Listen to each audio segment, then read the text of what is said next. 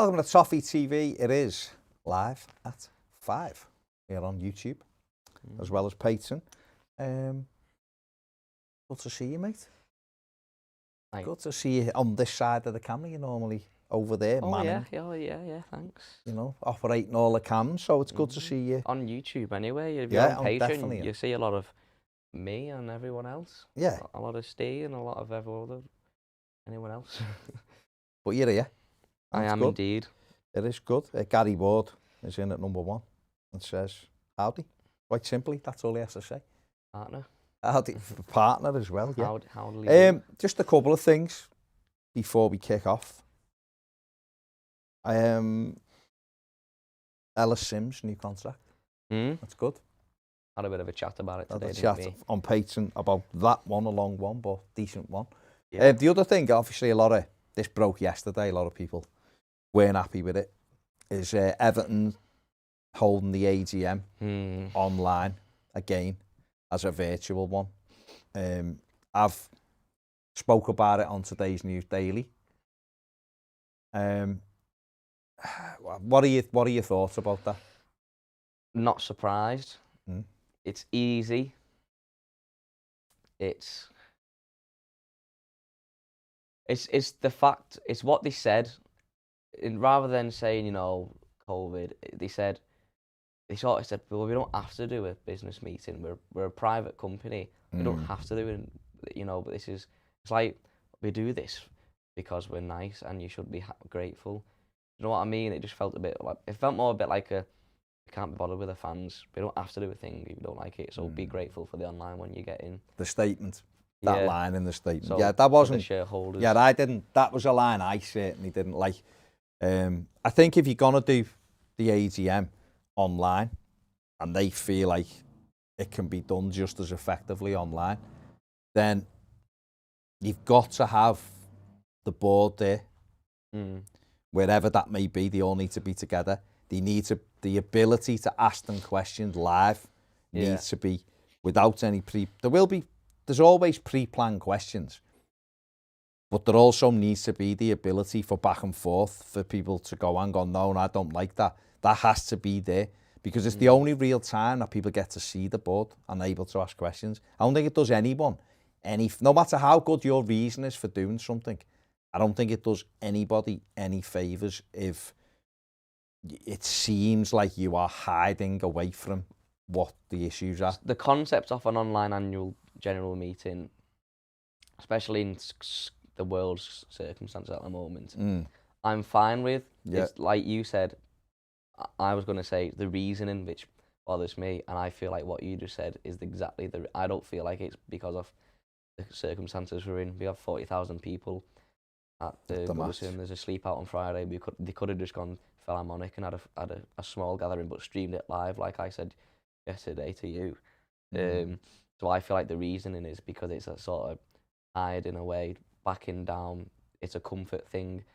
So I think that's the real reason why they've done it. They've not said that, so this is my personal opinion. Well, they're not going to say that, but exactly, listen, even if it isn't that, they might turn around and go, that's nonsense. It's got nothing to do with us hiding away. It's for this reason. Well, that's okay, but you have to make sure then, with that reasoning, that you have the ability to answer people. People have the ability to ask those questions. I think if you ask those questions, then they've got the chance to answer. Then people can make their own mind up from that. But I just think the way things have happened over the last few months, the stadium stuff, outstanding. Said it many times. They've done brilliantly with that. Communication's really good. It seems to be going really well. No problem with them. It's still too low, the capacity. I want that altered, personally. I think 55,000 is the least we should have when we kick off day one in there. But the communication and everything around it. In terms of fans knowing communication, what's going on. information, content around it, all fine. It's the other stuff at the club which people feel disfranchised with. The stuff over the manager in the summer, the communication, lack of it wasn't good. We've heard nothing from the director of football, nothing from the owner. And people aren't happy. You know, 1.6 million spent in the transfer window. That was all they could. Fine. That's the way it is. You can't work miracles, but explain to people what's gone on, what's happening, what the plan is, what the project is. Farhad Moshiri still fully committed? Are we moving forward? Are we still got the same goals? Let's hear the communication. And again, because the communication is poor, when something like this comes out, people will then take the stance you've just said, which is they're running away, they're hiding, they don't want to thingy. And it all looks like those reasons. And even if your reasons aren't that, make sure that people know what your reasons are and make it as transparent as possible for everybody so that no one can say, you were ducking questions or you were doing that. Because, like I said before, it'll be the only time in the year that people get to directly challenge people. I won't be surprised as well if there was not much. There will be, but I don't think there'll be primarily a great amount of football chat. I think there'll be a lot of stadium and charity, which is great. But I just feel like, and if it becomes obvious that they're sort of not brushing aside or hiding away, but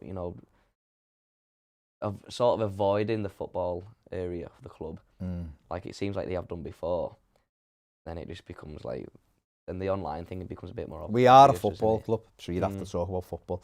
Lynn Cook says, happy Wednesday. Any Everton players you've had an irrational hate for? Mine was Gaza. I turned my back when he scored. Really? Gascoigne? Yeah, I mean, he only scored once, so you've only had to turn your back once. Yeah. But no, I didn't hate Gaza. An irrational dislike for an Everton player. Was it against? While they were playing. I think you'd always try to support players. Yeah, you like some more than others. Players only have to play and play well for me too. Like I won't hate it. Like I never really liked Fabian Delph until he just started. Now you like him? He's knuckled down. He's playing well. I like him as a footballer. I still disagree with him on other things. But no, not after Sunday. I was There's a few I don't like now. They don't play for us. Like Andy Hinchcliffe, can't have him for a second, and people like that. Mark Hughes. I never had John never had Collins. a affiliation with Hinchcliffe. So for me, I just think I didn't watch the '95 Cup team, so. Man. Astro says hello there. Hello, Astro. Hi, Not so purple says, which music legend has gone full gammon are you most disappointed with? So this is for you. Morrissey, Ian Brown, Clapton, Daltrey, Ringo, or Lydon? Which one's disappointed full Tory. Full, just full, Muppet.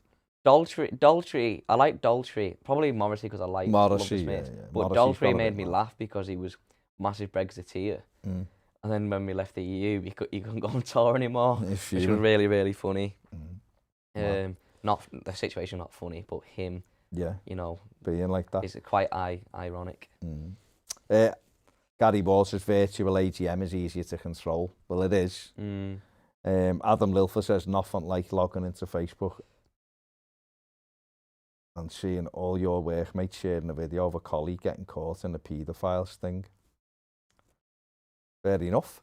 Thanks, Gareth says, which other set of fans do you feel Evertonians relate to? Despite their recent success, I'd say Man City, growing up globally alongside the globally bigger red neighbours.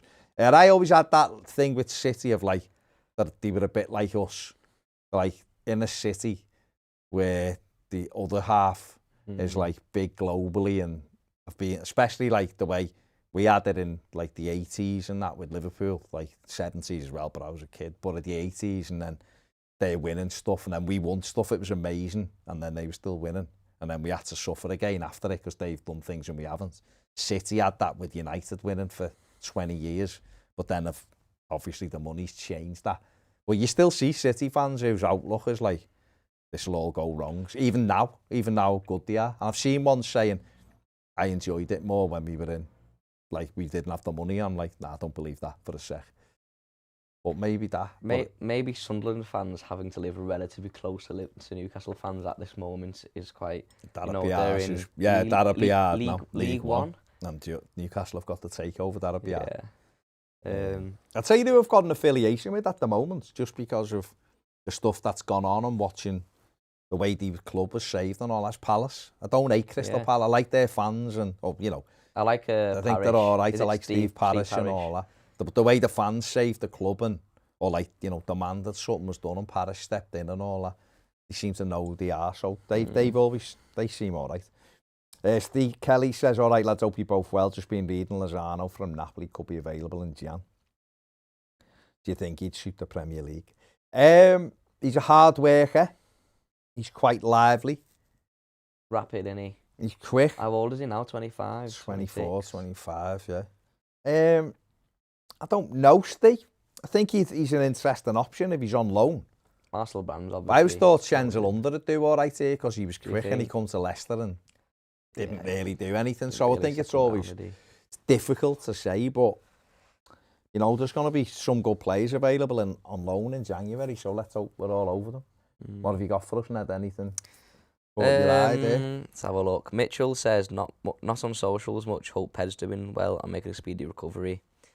I don't know if he's getting better, but he's not very good at the moment. He's been really, really quiet, hasn't he? Yeah, I think he's generally just knackered. That weekend COVID's just knackered him. Yeah, he's struggling a little bit. Dujal says, what's your predictions for where Everton and Liverpool will place? I think Liverpool top will be in the top three. Liverpool are definitely going to be in the top three. I think second, because I think you've got to win the league if you're going to finish above them. Okay. I think they'll be in the top three. Everton, anywhere between 7th and 12th. That's where I think Everton will finish. Could be 7th, could be 12th. That's what with a steady 8th for Everton. That's where I thought they'd be before the season started, and I still think we'll be in them positions. So that's what I think. Celtic Vate says we could do with a Hinchcliffe now. Say what you like, but you could cross the ball. Yeah, maybe more so a Limpar right now. Limpar was good as well. Kanchelskis, actually. Kanchelskis we could be with, most definitely. But from that 95 team, I'll have a Limpar. Toffee Bluno says, to be honest, Jagielka could come back and do a better job. At centre-back? Don't know. Then I was going to say, maybe not over Hinchcliffe. Centre-back, Jags? No. I think Mina and Keane would be fine. Not got the legs for Godfrey played well last time out. He did, he played well. I thought Keane was good last time out. For me. Problem with Michael Keane is he plays like that, and then next game he has a mare, doesn't he? Yeah. But needs to keep his head screwed on. Yeah, definitely. Do some more on the YouTube one. Adam Brooks says, will Onyango appear on the bench on Sunday? Could do, couldn't he? Tom Davis is out for a while with his knee injury, so it frees up a midfield. When you think of our midfield, we've got Jean-Philippe Gbamin, that's it. Gomez is still out with a thigh injury, so I'd imagine Tyler will be definitely on the bench. Do you think Delph will start? Yeah. Got to. Why wouldn't he? Got to start, hasn't he? Glenn Watson says, Ned, will there ever be a Ben & Jerry's ice cream invented that is more delicious than fish food? Chocolate ice cream with gooey marshmallow, caramel swirls and chocolatey fish. I don't know about fish in ice cream. Maybe if a dolphin or something. Not fish though, is it? Chocolate fish. Chocolate fish. Oh, it's just chocolate then, is it? Why does it have to be a fish? If it's an ice cream, that's just what it is. It's called fish food, isn't it? So it's not for fish, but it's fish food. I'm incredibly confused. I don't really eat a lot of Ben & Jerry's because it's like £27.50 for a little tub or something crazy like that. Blueno79 says, hello, I'm driving up from Bedfordshire for the Arsenal game. Was wondering if the Stanley Park car park was open later than 10. Any other suggestions? Yeah, it's open because that's an 8 o'clock kickoff, isn't it? I think it's open till about 11:30 on night games. It's a Monday night, isn't it? Yeah, I think it'd be open after 10. If you get up early enough, if you drive down early enough, park on the Lancs, across the Walton Hall. You know, along the park. Along the thing, yeah, but it'd have to be here early. But yes, that car park is open after 8 o'clock, after 10 o'clock, mate, definitely. Most definitely. Shrieker says, do you think we've missed a trick not hiring Arteta? Seems to have built a young, hungry team at Arsenal. No. They seem to be getting better though, don't they? They are doing well, but they've spent a lot of money. Yeah, that's true. They spent how much did someone put it up the other day? They've spent like 300 odd million in the last couple of seasons. Was a lot, Odegaard was a lot, Ben White Partey was a lot. 70, Ben White was 50, Pepe was 70, there's 190 million. Odegaard was like 30. Odegaard was 30, the keeper was 30,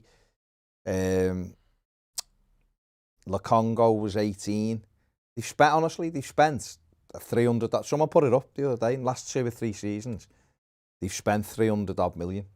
Tierney as well. That was a bit going back a bit, but since Arteta took over, they spent a hell of a lot of money, and even the summer prior to him taking over, they spent big money. They've got big, investments in players, but they are doing much. And Gabriel was 25 million as well, so they are doing well, but they have spent a hell of a lot of money as well. True. And they had like a decent side anyway, didn't he? They had Aubameyang and Lacazette and people like that. So, Robert Workman says, I've recently moved from Vienna to the Scottish Highland. My second team is now Inverness Caledonian Thistle. Longest team name. Do you and your subscribers have a second team? If so, why? A second team. Orlando City, I think I like look out for. I wouldn't say they're my second team as that, but I do like watching them. I love Orlando as a place, and I've watched them. And at the age when I started following them, Aidan Heath was the manager, and he got into MLS then. So that was when I've kind of still watched them at the weekend and stuff. But I wouldn't say they're like my second team. You got a second team? I think so. No, it's hard, isn't it? Football. Whoever I think can stop Liverpool win the league. That's it. Okay. Evertonian Luke says, lads, I'm 26 and I've never seen Everton win anything. Do you think we'd have won anything within the next 20 years? It's just numb to Everton. There doesn't seem to be any ambition on the pitch. Gone the days where, I know we had Leicester, but gone the days where anyone could really win the trophy, win the cup, or win the league. So I honestly don't know. I've never known trophy winning football either, so it's hard for me to say. It's hard, isn't it? Because it's hard to, when you're where we are and feeling the way we're feeling, and it's hard to be and the way stuff's gone on, it's hard to imagine that things will change and you'll start winning stuff. But everyone's at that stage before they win something. Leicester were virtually getting relegated and stayed up and won the league the next season. And now other teams faltered, but they were just consistent and won. They were brilliant and won the league. And okay, it might probably be the only season they do win it, but they won it. They achieved that. Liverpool went about it a different way and built over a few seasons and won it. It is difficult to do because there's so much money. You look at the wage bills of the top 3 or 4 teams. In fact, include Arsenal and Spurs in that as well. That's why they're called the Big Six or the Super Six or the Sly Six or whatever you want to call them. They've all got the biggest wage bills. So therefore, you can attract the better players, which normally puts you at the top of the tree. But it can be done. But the only way you really ever win anything is with stability and developing players. And Everton have got to get stable. Changing managers every season, which is what it's been like for the last few years, doesn't help you at all. So, don't know. Petito says League Cup or top 4? Top 4. We were out the League Cup. If you were given the chance. The League Cup for me. Just to get a trophy. Win a trophy, you'd get into Europe.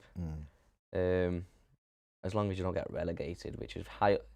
I don't think that was the last. Wigan went down when they won the FA Cup, didn't they? But I can't see us going down in the same season we win a League Cup. In fact, I can't really see us win a League Cup anytime soon. But you never know. I take the League Cup. Yeah, why not? How about you? Yeah, I think at the moment, top 4 would mean we were consistent over the whole season. Yeah. And did well, so that'd be good. The real good thing would be to get top 4 the next season as well. And you can build on that and brings a hell of a lot more money than what the League Cup does. But the League Cup is a trophy.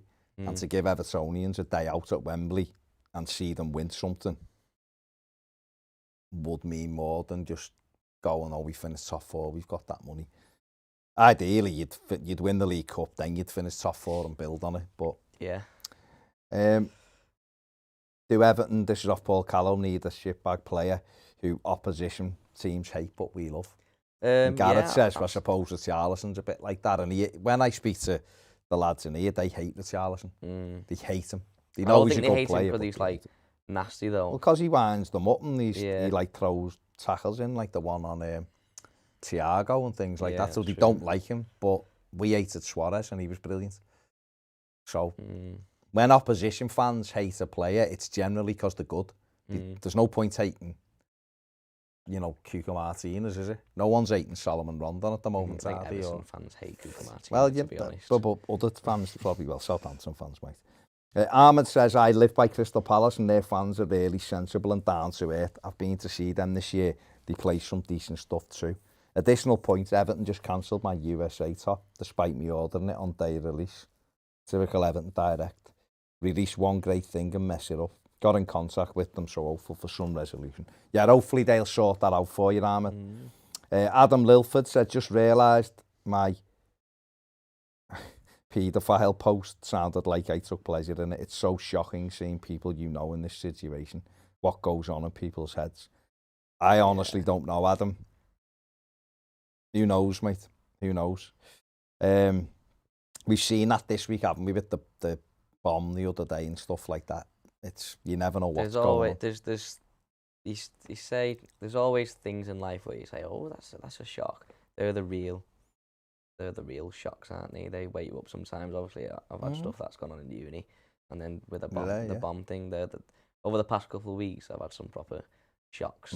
It's always stuff that you never expect to happen, and there's stuff that the people that have been involved. That's why it's called a shock. Yeah, and the people, it's always like, you could always sit there and go, that could never happen to me, or that could literally happen to any of us, and stuff like that, what happened last week, just shows you it could be any of us. But things like people getting caught out, for being paedophiles and all that. Oh yeah, you never know, do you? It's anything, you don't know what goes on in people's heads. Go on social media, and you see the stuff on social media that people are like, the abuse people give out for no reason. You see what people are like. So, yeah, you never know what goes on in people's heads. And some of these people who are the way they are on social media, if you met them in real life, they wouldn't be the same. So it just shows you what's really going on in people's heads. You never really know people, do you? No. Garrett says, as December approaches, it's time for the annual debate. Is Die Hard a Christmas film? It's a yes from me, set solely on Christmas Eve. Like, Gareth, I'll tell you why it isn't a Christmas film, but we will do this at length. But I'll tell you why it isn't a Christmas film. Because Christmas, it takes place on Christmas Eve about something that isn't Christmas. It's not about Christmas. It just happens to take place on Christmas Eve. Do you know what I mean? Christmas isn't the focal point of the film. Yeah. It's not like what's his name? John. What's his name? The character. Snape. John McClellan or whatever it is. What's his name? I don't know. The main character, right? Well, Bruce Willis. Bruce Willis. Right. I forgot his name. Sure, it's John Mack something. He's not John Wick. He's not John Wick. He's not trying to get home for Christmas, is he? He's not trying to solve something before Christmas Day, because that's the big thing. He just happens to be at an office party, which is on Christmas Eve. So, like, if it was... Say, like Home Alone. They've left Kevin, but the mum's trying to get back for Christmas Day and all that. Gone away for Kevin's Christmas. on his own. They've gone away for Christmas. It's Christmas. This guy's trying to break in with all the Christmas presents and all that palaver. So if Die Hard was on, if the people try Die Hard was released in June as well, you know that, don't you? But anyway, that's more like the cinema stuff. Well, I'm just saying. But if the situation in Die Hard happened on Halloween, would it be a Halloween film? It's set around Halloween, but if Halloween wasn't the reason, then it's not a... Do you know what I mean? I suppose if it's set on Bonfire Night, would it be a Bonfire Night film? John McClane. Is there such thing as a bonfire? No, that's what I'm saying. What's a Bonfire Night film? Guy Fawkes. Is that a film, Guy Fawkes? No, I'm saying. I think that's a politics film. Anyway. It's not a Christmas film. Sol says, Ned, what did you make of the new Spider-Man trailer? Out of curiosity, who's your favourite Spider-Man? I always answer Tobey Maguire. I think it's up there with one of Marvel's best. However, I read up on Tobey Maguire himself, the more I dislike him. People dislike him because, like, I've heard stuff, but then, like, the only thing I've seen is him and paparazzi. I'm not being funny, if I was trying to pull out on a road, and there was paparazzi stood in front of my car, flashing me with the cameras and I couldn't see, I wouldn't be telling them to just F off.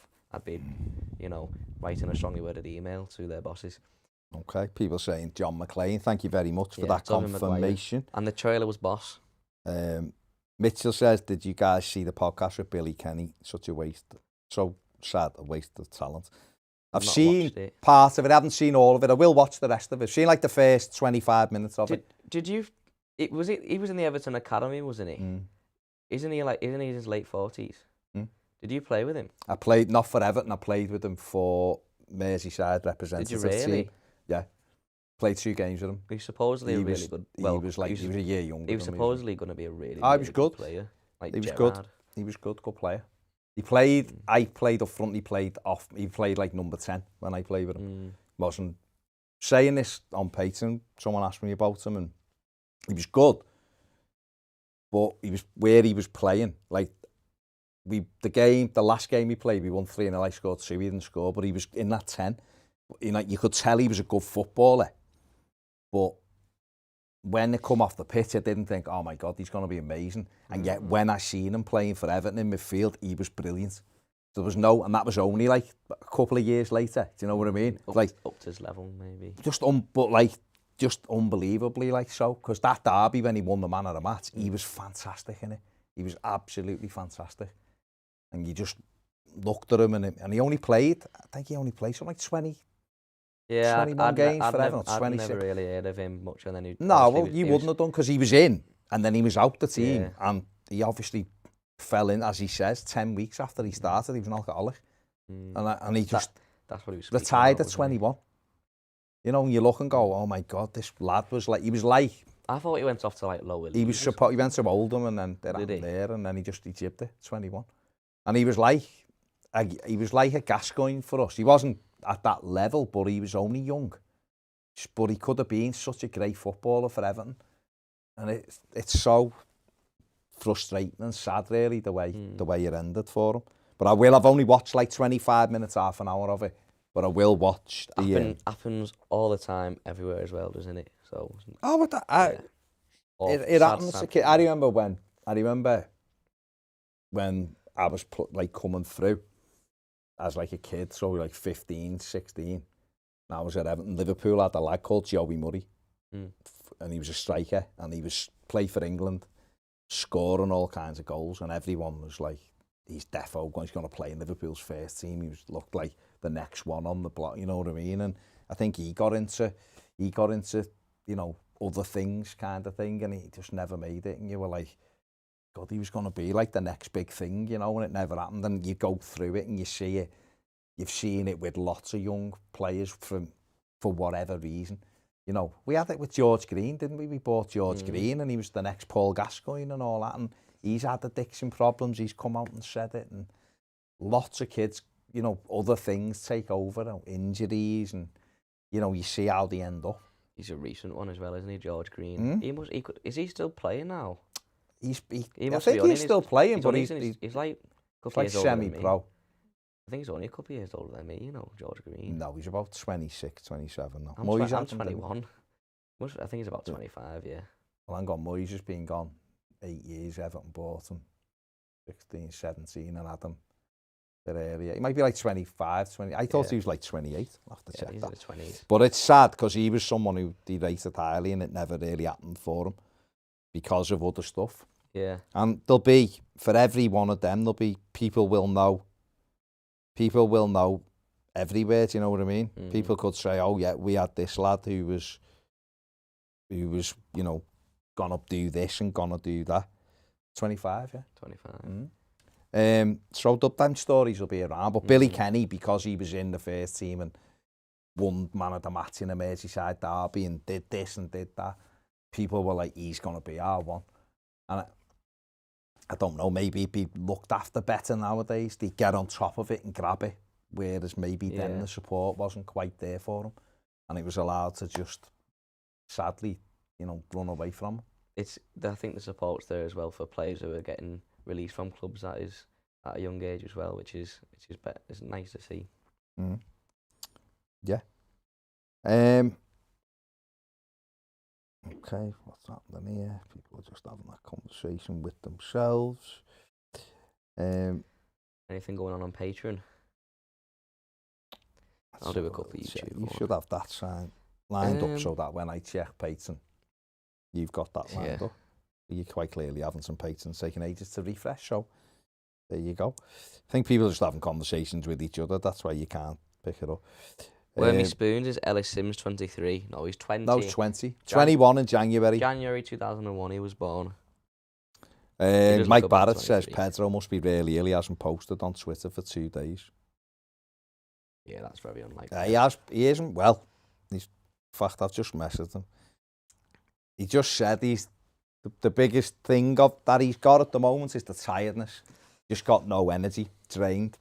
And when you're knackered and like that, you can't be bothered doing anything. I'm quite sure he doesn't want to go near Twitter, because if you're not feeling well, Twitter's not the place to go, definitely.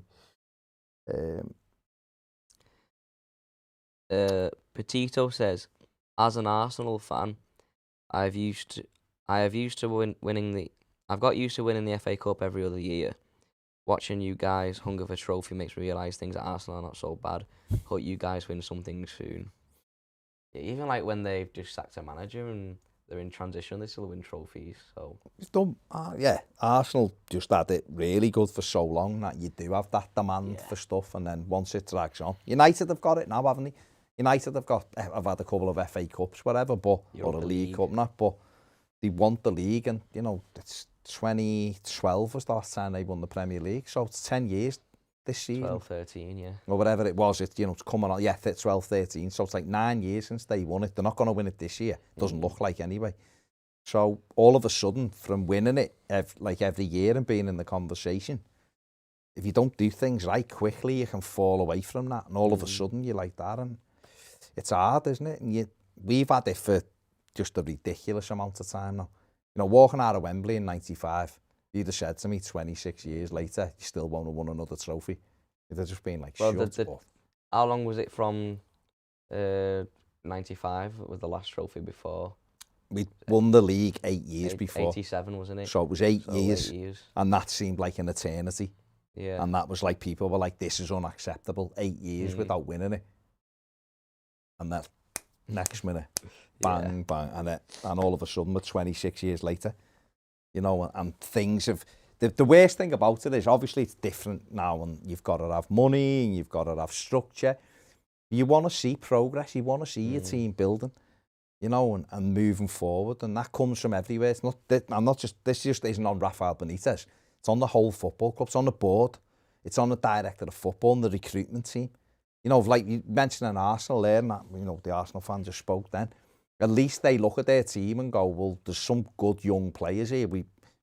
If all things are equal, we'll move forward because we've got a young manager and young players. If Arteta isn't the right man and they stutter and they move him on, the next fella can come in and go, well, there's a young team here for me to build. With Everton, we're all over the place. You look and go, and nothing really to build on, is there? What's happening here? You know, and that you can only blame the recruitment team for that, because it's been their job. It seems far too often we've had to look at the squad or the club and go, well, let's have a refresh. It was only after Koeman before, let's just have a changing different, because you're having to change out lots of different managers, different players. You've got to leave something in place so that you can see a structure being formed, but you've also got to buy younger players who can grow together, and you know, you're looking and going, we need to change him and we need to change him, and that costs money. So you'd have to then get into the thing of, well, we've got to be more successful to create more money, to be able to spend more money. And to do that, you've also got to accept sometimes that you've got to sell one of your prize assets and reinvest it until you get to the level where you're in Europe year after year and your money's getting bigger and sponsorships are bigger and everything else. It's the way it is. Every club has to follow that model as well, by the way. Everyone sells. Every club bar. City. I'd Two or say three now. of them don't have to sell, but even Liverpool, who won the league a couple of seasons ago, have had to sell their best players at times. And reinvested brilliantly. Leicester, who have won the FA Cup and the Premier League in the last 5 years, have had to sell their best player every year, virtually. And still reinvested. You can see and progress, they're still can't good. you? You know, United at times have sold, you know, Ronaldo when he didn't want, you know, well, he did want to go, but he was like the thing. So teams have always done it. You've always sold players. It's how you reinvest the money. And I think if Everton sold Richarlison or sold Dominic Calvert-Lewin, I don't think there's a huge amount of trust from Evertonians that money will be reinvested well.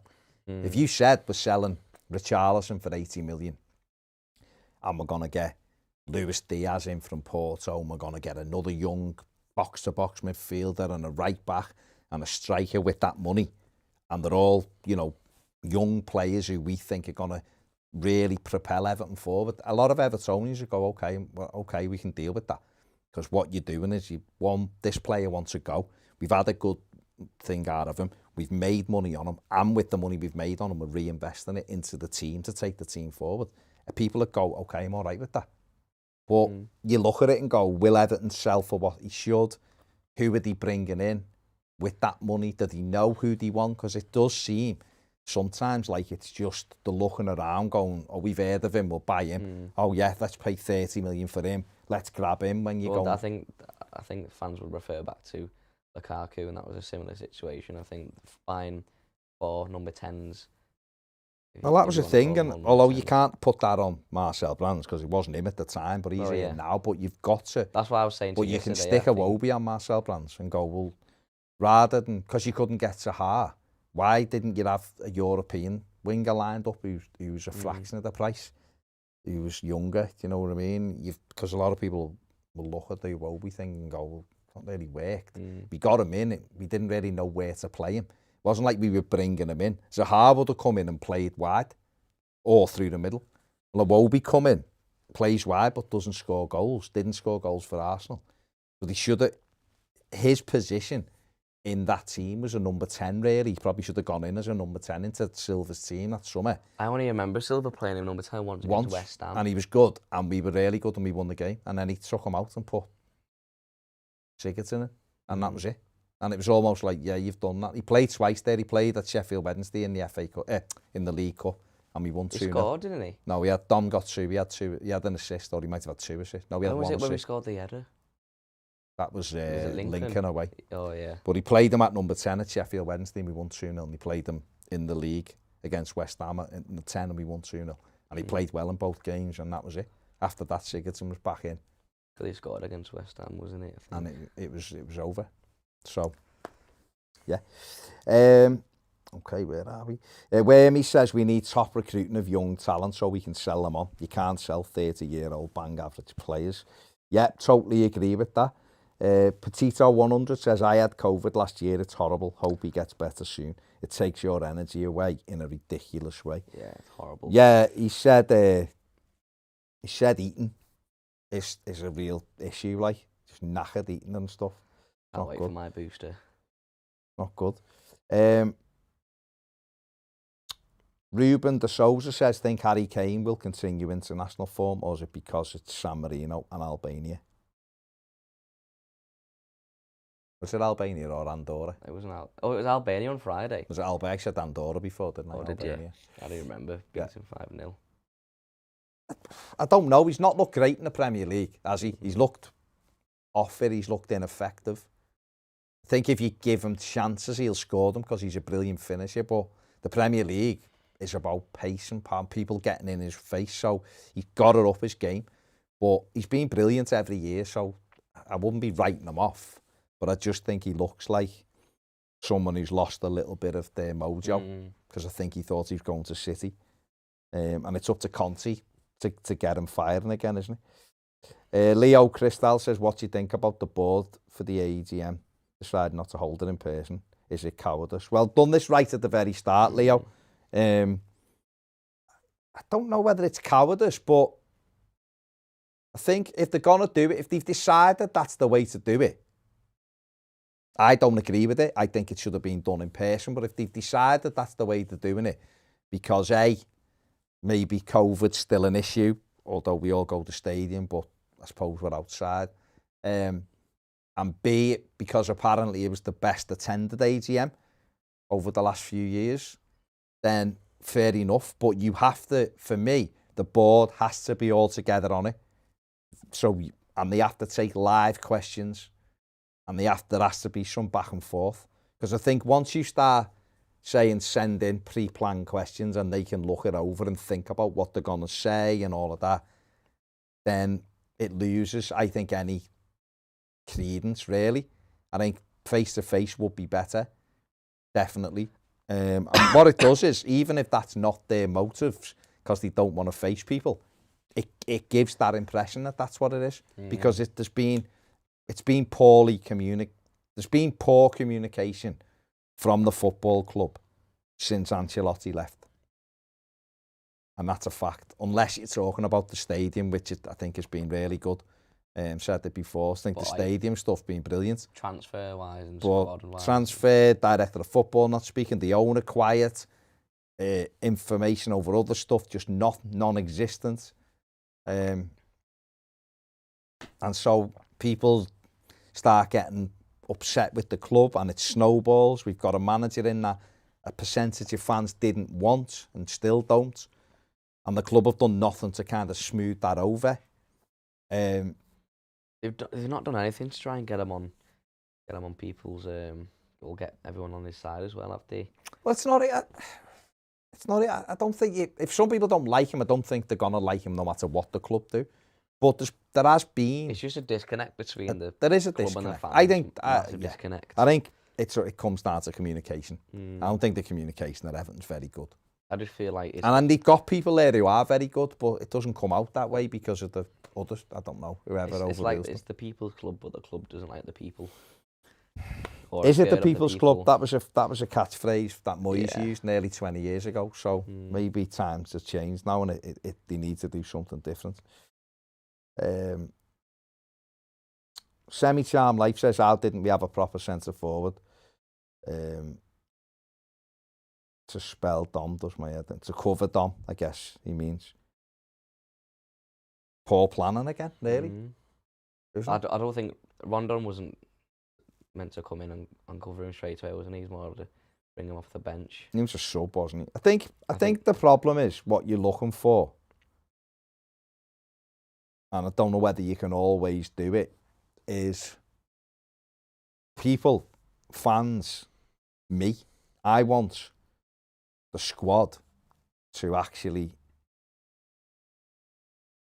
look at that squad and go, he can play,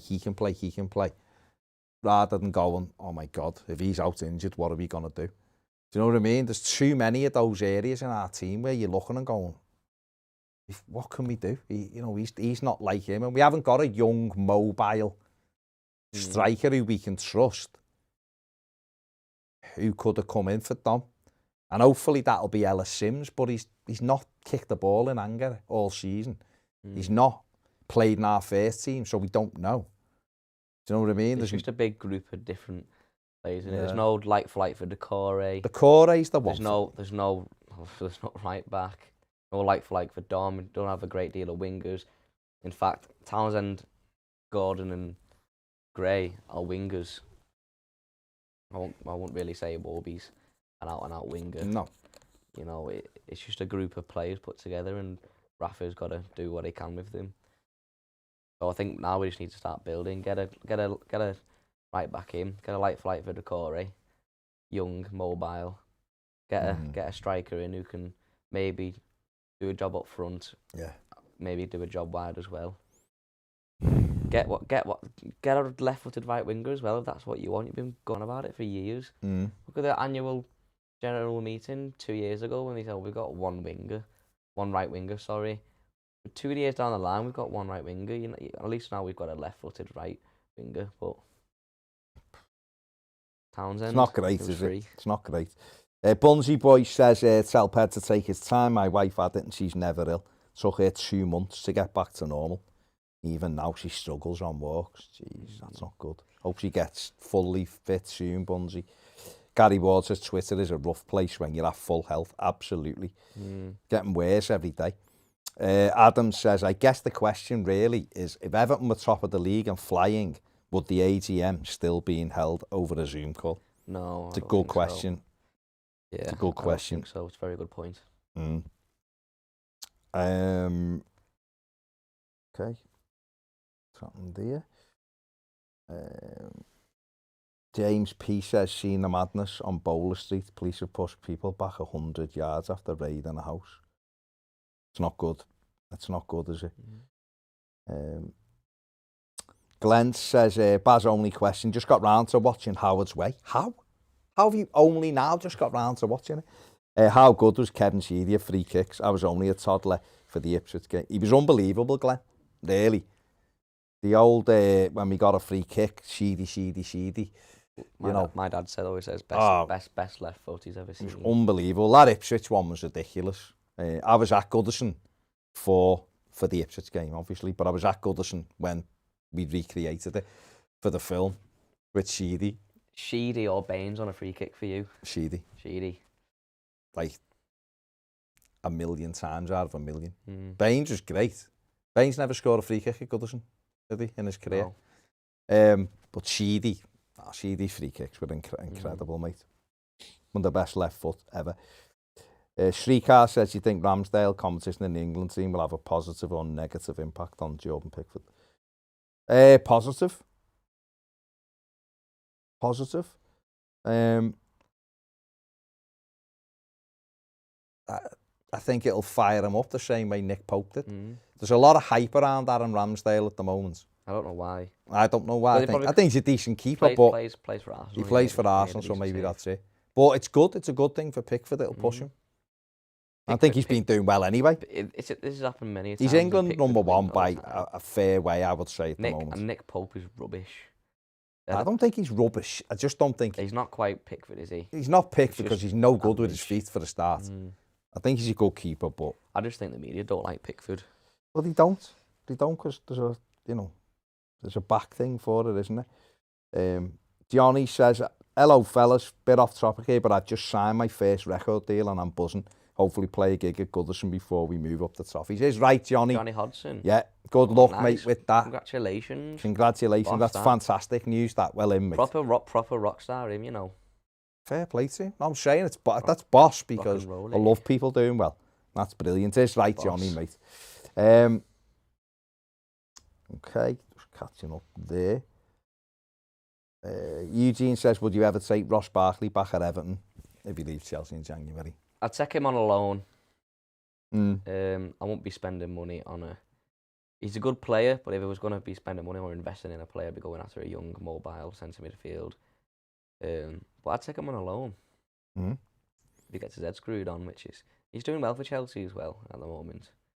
He's had a bit of game time and I think he got an assist against Burnley. I think, listen, on loan, I'd probably take him January to the end of the season because we don't have anyone like that in midfield.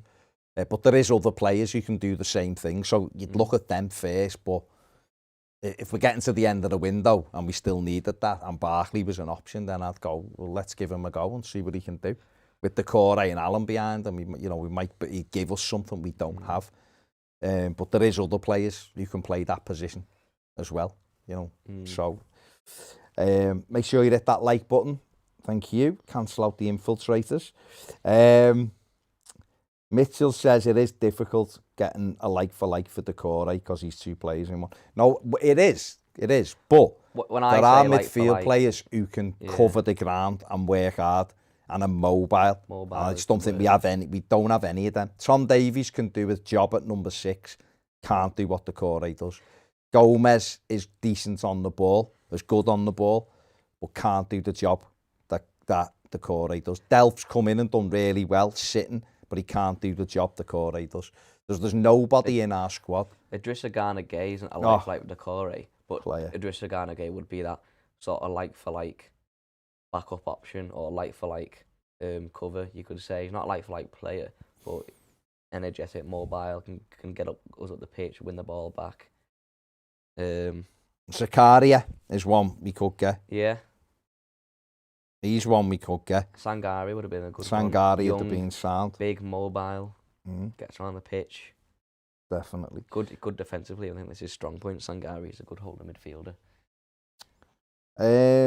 Satoshi for breakfast says, hi lads, Evertonians know what kind of footy we like, fast, direct, give it all. With this in mind, should we build up this template from underage teams up, hire managers, players to suit this style? It's difficult, isn't it? I think it's difficult with when you're trying to build a team like that, and you're saying, well, we want to play this certain way, and every age group's going to do that. I think in theory that works, but in practice, does it? I don't know. It's like the director of football thing. In theory, I'd really like it. It makes sense. Yeah. You have a director of football, you build a way of playing, you get a section of, a selection of players in for the system, and then you have a manager that utilises that way they play, and you have a succession planning so that you've got 3 or 4 managers who, if this manager is either sacked or leaves, one of these can go in and carry it on. In theory, that all works really well. But in practice, how do you do it? Because our football club, from what I'm looking at, people I speak to, interaction on here, social media, is everyone's a coiled spring. It's getting tighter and tighter. People go off the deep end at everything. There's a reaction to everything. Now, if Everton had hired Graham Potter in the summer and come out and went, we have got a vision that we're going to play like Manchester City in 3 years. It's going to take 3 years to get there. Graham Potter's the manager for that duration. We're trying to buy players in. This year we might finish 15th because we haven't got the right players, but we're going to play this way. And next year, we might finish 12th, but we're going to be a bit better. And then in year 3, we'd hope to be challenging for Europe playing this way.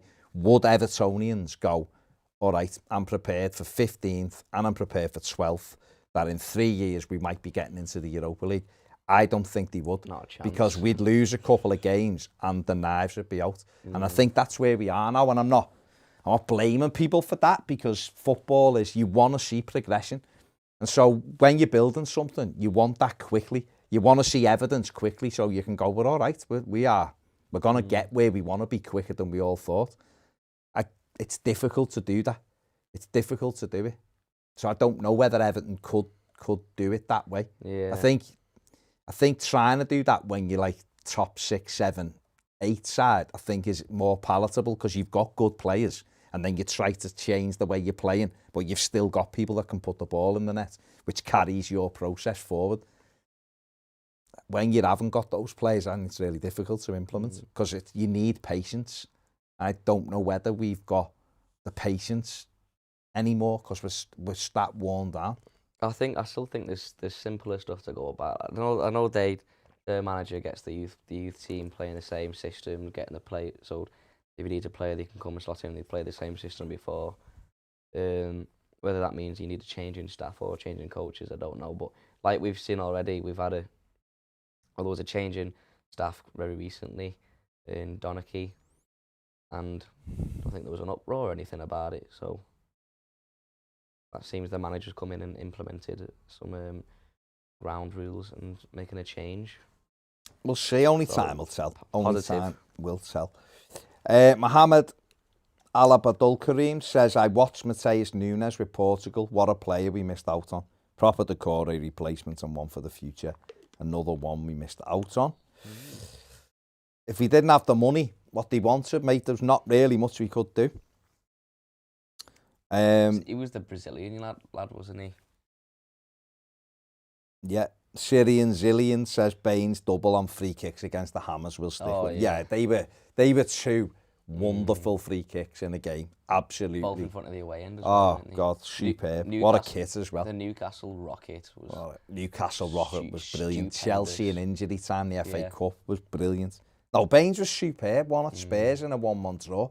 Brilliant. Baines was superb. I love Leighton Baines, but Sheedy was unbelievable. Lee Riding says there's nothing more inevitable than Liverpool fans singing Rafa's name with 20 minutes to go in the derby in a half-empty stadium. I'm dreading it. Well, if that happens, it happens, doesn't it? Yeah.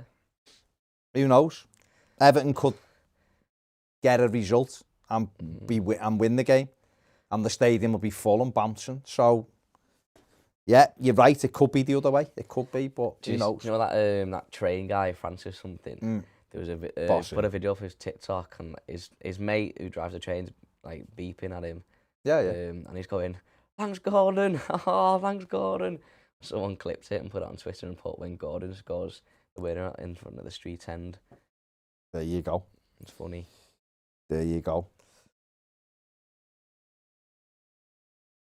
Where are we? Rodney Bint says, do you think Ellis Sims will stay in the first team unit or go out on loan in January? I think he's training with the first team every day, so it's up to him. I think if the manager sees enough, then he'll get himself on the bench and hopefully onto the pitch. But if they look at him and think he could do with another, Blackpool are all over him apparently, want to take him back. If they have a chat and go, well, it's the Championship now, so it's a level up from last season. If he goes to Blackpool and he gets games, can he do it at that level? He might want another 6, well, it'll be 5 months, wouldn't it? Another 5 months of the season. If he does it in the Championship, then goes there, scores goals, then next summer, he's entitled to think, I've got a shot here and I will be in a proper first team player. And if not, he's only going to be here with Duncan Ferguson, Dominic Calvert-Lewin. So, like we said on that Patreon video before, there's role models here and there's chances to go out on loan. So we'll have to see. Mohammed says Sangari must be in some list on Brands' desk from his time at PSV. Yeah, he should, but he should be here. 8 million quid was all he wanted for him.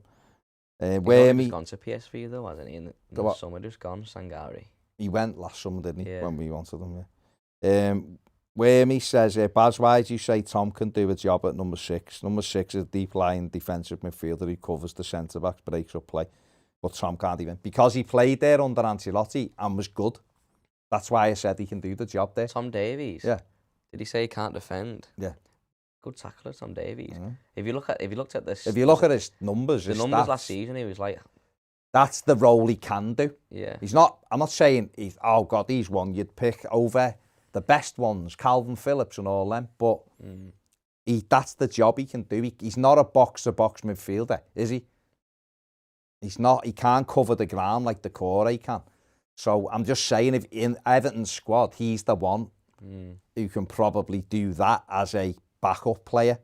There's no one else other than, like, Delph maybe can do it. Well, Delph can do it. He can do it. But Davis can't do other stuff.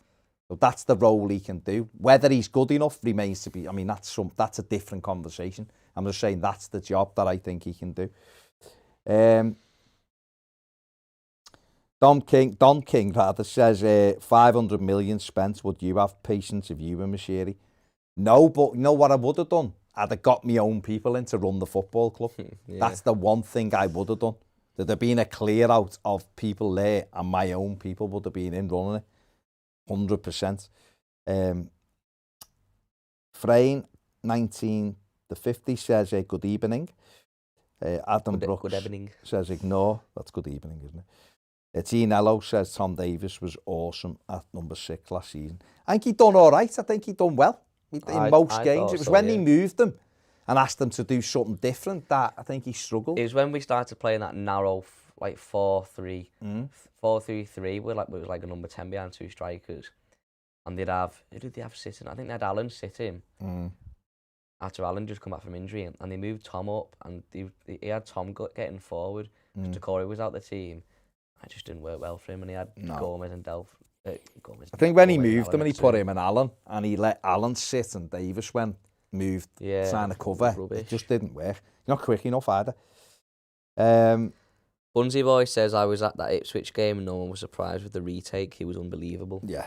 Is that when he put it in one corner and then put it in the other? And then put it in the other? Magnificent. Unbelievable.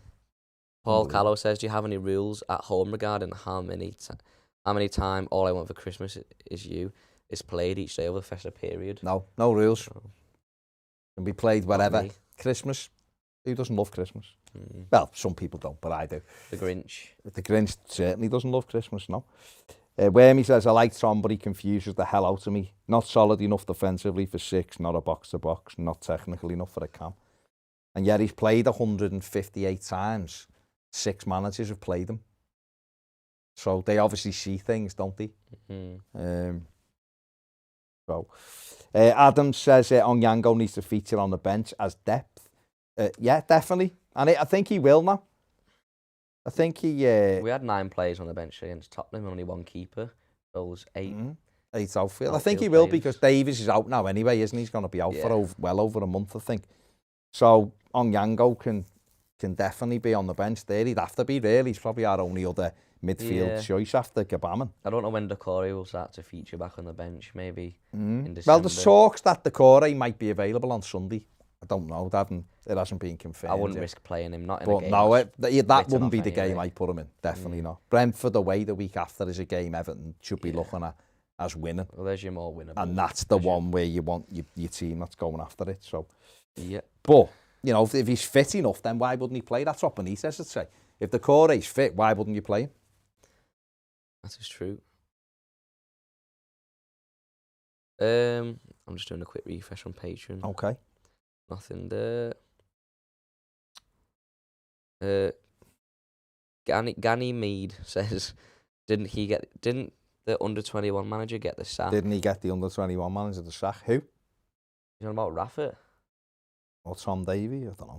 I don't know who he's on about. No idea. Tom Davies didn't get him the sack, did he? Mohammed says, I think there is a player in Tom Davies that could be nurtured over time, where he can become sort of Jordan Henderson because he's decent on the ball and good at 6.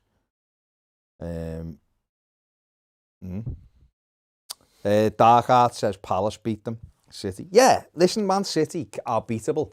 It's just you've got to have good fortune and you've got to take your opportunities when they come along. That's not normally us.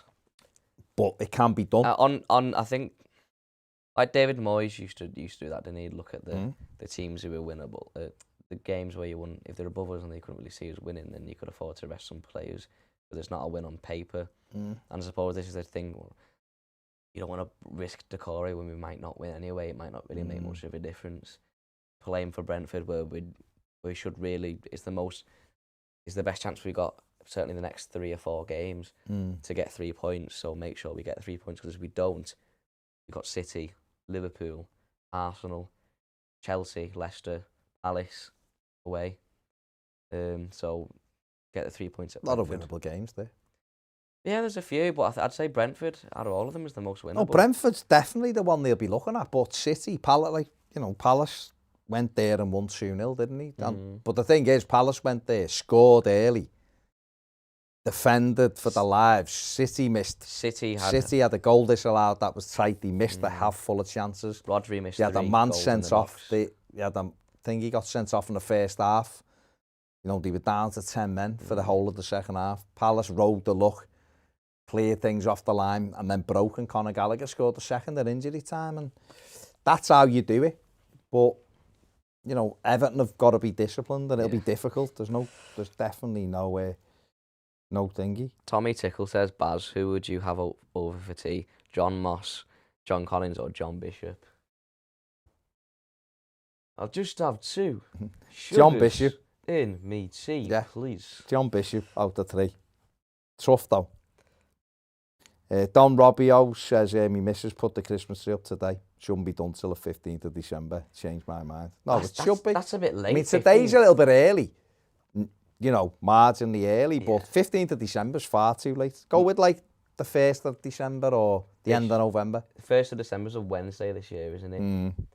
So mine's going up on the 27th of November. Probably the first Sunday of December this year. There you go. Mohammed says last season we would lose against mid-table team and get results against the top teams. Maybe something of the same. Yeah, you just never know, do you? You never know. Ruben de Souza says Conor Gallagher is unbelievable. Yeah. He is. Everton, we're well aware of him, watched him quite a lot.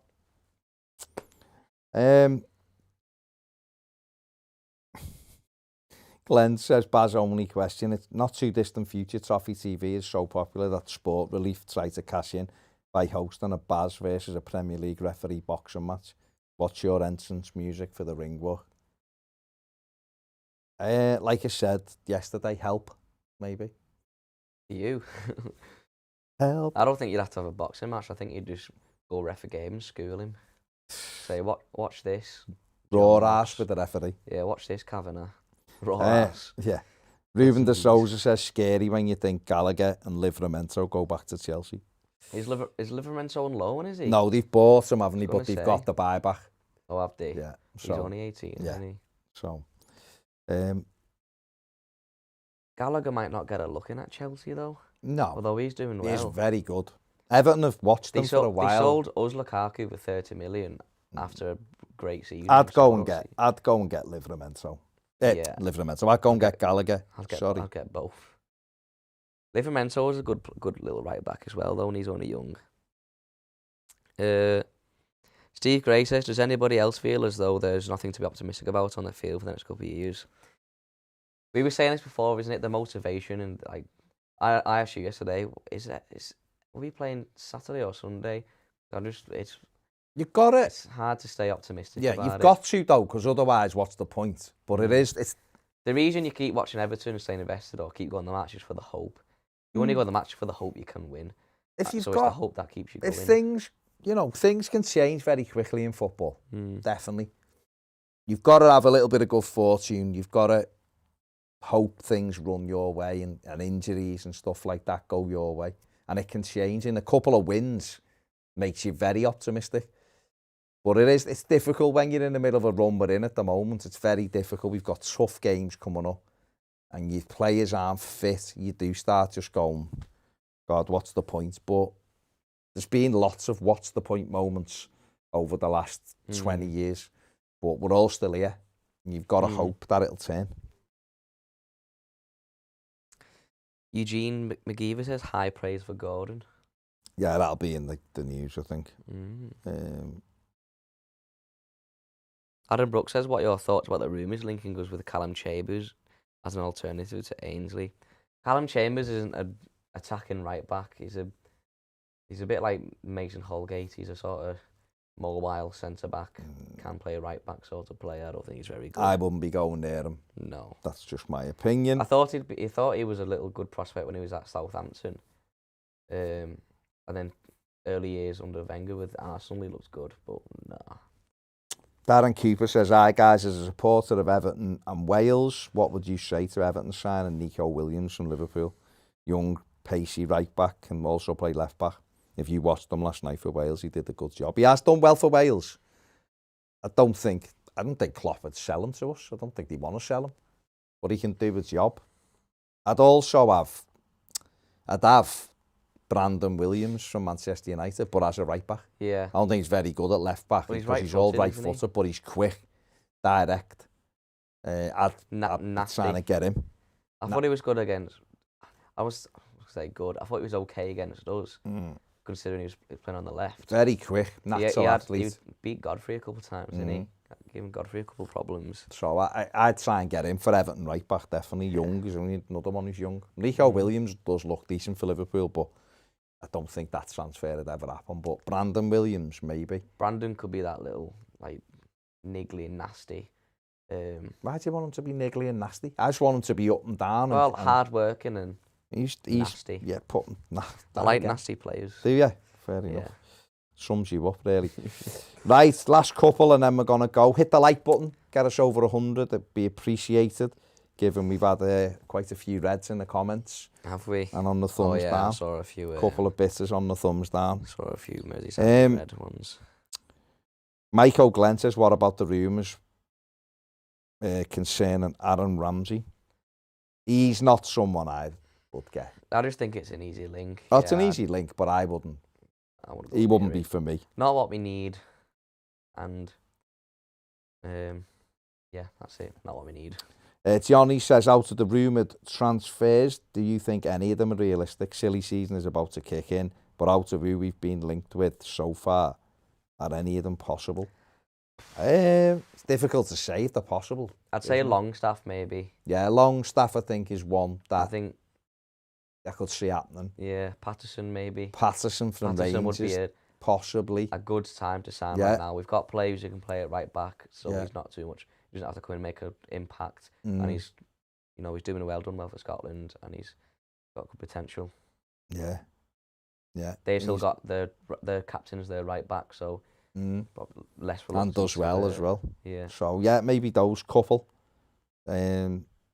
Seems to be a thing as well, doesn't it? That they're looking for an attacking midfielder. So David Beattie says the Rangers right back Patterson is someone we should go for. Totally agree. Don Robbio says, Baz, my birthday's the 30th of November. I'm not putting a tree up hungover. I also have a birthday, 13th of December, and son is 2 and 13th. Jan, the bank, screaming at me. Fair enough, mate. Brian WP says, Iwobi and Davies must go, and Gomez. Ruben says, Hoover is it, or Hover, however you say his name, is a former red young right back wasting on Wolves' bench. And Adam Brooks says we need to get behind the manager and the lads and scream out our support just like we did when we were against Spurs. Yeah, agreed. And Mohammed says, what are both yous desired player at right back, maximum 15 price? Ridley Baku, I would have from Wolfsburg. I'd say Baku, but I don't think you'll get him for 15 million or less. You never know. You never know. Right, that is us done. Thank you very much for joining. Thanks for everybody who give the stream the thumbs up. Thanks for everybody who give the stream the thumbs down. Your views are important to us. So thanks a lot. Subscribe to the channel if you haven't already. We do appreciate it. And we are going. So take it easy. Patrons, we will see you tomorrow. Take it easy. Bye.